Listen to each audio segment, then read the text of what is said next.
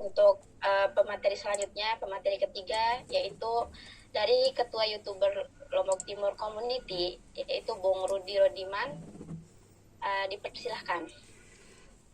Baik, bismillahirrahmanirrahim. Assalamualaikum warahmatullahi wabarakatuh.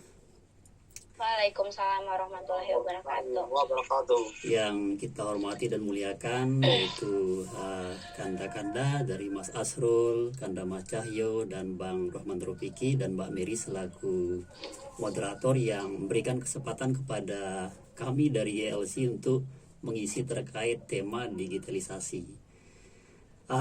Dan tentu pertama-tama kita aturkan puji syukur dari Allah Subhanahu wa taala yang telah berikan kita kesempatan sehingga kita bisa berkumpul pada malam hari ini. Dan salawat serta salam kita hadirkan kepada Nabi Muhammad sallallahu alaihi wasallam. Baik, pertama-tama di sini yang izin untuk memperkenalkan diri. Jadi saya adalah Bang Rudi, biasa panggilan online-nya di komunitas kita. Itu nama aslinya Rodiman. Nah, di sini kita alhamdulillah di komunitas konten kreator masalah per YouTuber itu alhamdulillah sudah 2 tahun dan kita sudah diakui oleh pemerintah atau Pemda. Nah, terkait yang pada tema kita di LMD pada malam hari ini yaitu strategi gerakan kaum muda di era global. Nah, teman-teman, bahwa menurut data yang sudah kita rangkum, ini data terbaru dari kata data.co.id, bahwa khusus perempuan yaitu penggunanya dalam dunia digital di internet itu adalah sebesar 54%. Dan Indonesia itu merupakan salah satu pengguna terbanyak internet, yaitu dirangkul dari We Are Social, itu terdapat 204,7 juta pengguna internet Indonesia. Dari jumlah penduduk kita itu kan 277 juta. Berarti ini salah satu peluang untuk sebagai kita dari teman-teman LMD untuk meng-up seluruh bentuk kegiatan yang mendukung untuk bentuk sosial dan sejenisnya. Nah, ini apa artinya? Jadi semua kita dalam dunia digital itu sudah menjadi hal yang sangat tidak bisa kita hindarkan. Nah, disinilah peran sebagai LMD, teman-teman mahasiswa, bagaimana memfilter atau memberikan edukasi yang baik. Ini loh cara kita menjadi konten kreator yang benar. Jangan sampai konten kreator yang menyesatkan, memberitakan hal yang hoax, kayak tadi hanya mencari-cari flexing atau sebagainya, seperti kata Pak Cahyo, bahwa ini intinya teman-teman, bahwa kita harus menjadi konten kreator yang tujuan kita adalah jadikan karya kita itu jalan menuju surganya. Nah, ini yang kita bentuk di teman-teman di komunitas YouTuber, bahwa orientasi kita adalah berbagi dalam bentuk sosial. Jadi mereka kita kumpulkan itu sudah sekitar 300 orang ya di komunitas YouTuber, dan ada program-program sosialnya juga, termasuk berbagi nasi bungkus setiap pagi Jumat, dan ada kopdar serta ada juga Go to Campus dan lainnya. Nah, berbicara terkait digital ini ya, jadi intinya adalah teman-teman di sini bagaimana kita sekarang ini harus memanfaatkan media sosial karena bisa kita lepas. YouTube terutama itu pengguna terbesar di Indonesia. YouTube ini baru TikTok dia sekarang naik.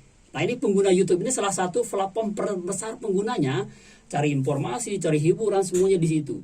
Nah, lewat sinilah kita bisa menyebarkan hak-hak rakyat, hak-hak masyarakat, dan sebagainya, sehingga ini tersampaikan dalam bentuk informasi atau hal-hal yang kita ingin orang tahu terkait program-program maupun yang kita salurkan dalam informasi kepada masyarakat.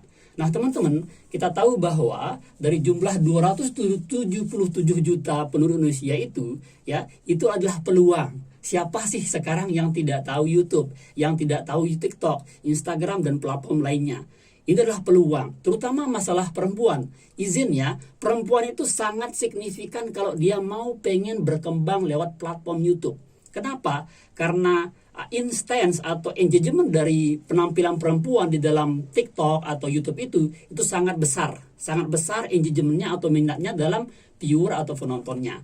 Nah, teman-teman perlu diketahui bersama juga bahwa kita tahu dalam pengguna YouTube itu mencapai 2,67 miliar dalam kuartal 3 tahun 2022. Ini dirilis pada tanggal 6 September 2022. Ini menandakan bahwa pengguna YouTube itu peluang besar kita baik itu mempromosikan pariwisata kayak tadi khususnya ya di Mandalika atau di NTB, mempromosikan UMKM produk kita juga, atau mempromosikan brand yang kita punya, semuanya bisa. Dan saya pribadi itu sudah saya lakukan.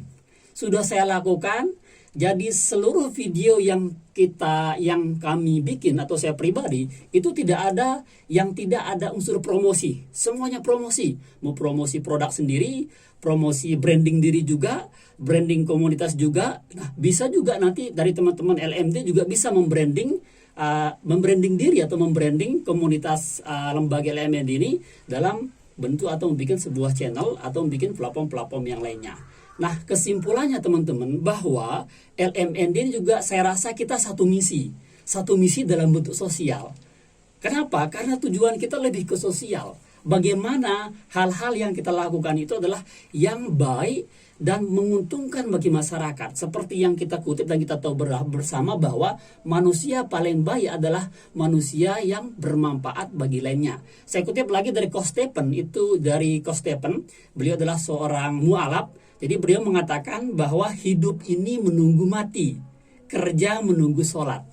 Jadi itu yang harus kita lakukan. Jadi seluruh apa yang kita lakukan itu pasti bagaimana kita orientasi adalah amal jariah.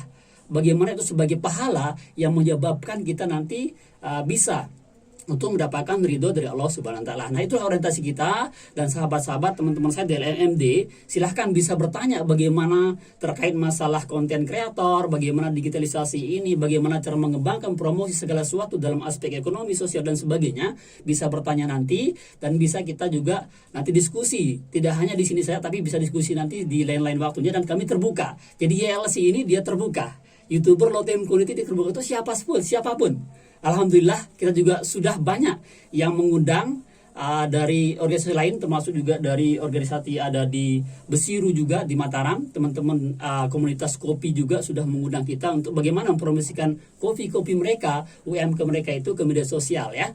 Dan nanti kita juga ada contoh channel khusus. Jadi channelnya itu khusus sederhana ya, tapi dia mempromosikan apa yang di desanya, pariwisatanya gitu ya. Dia pakai bahasa Inggris, simple, gampang, tapi yang nonton banyak. Nah, itu bisa kita bongkar nanti, kita share screen nanti untuk Mbak Mary, kita izin nanti untuk kita bongkar nanti di sisi berikutnya.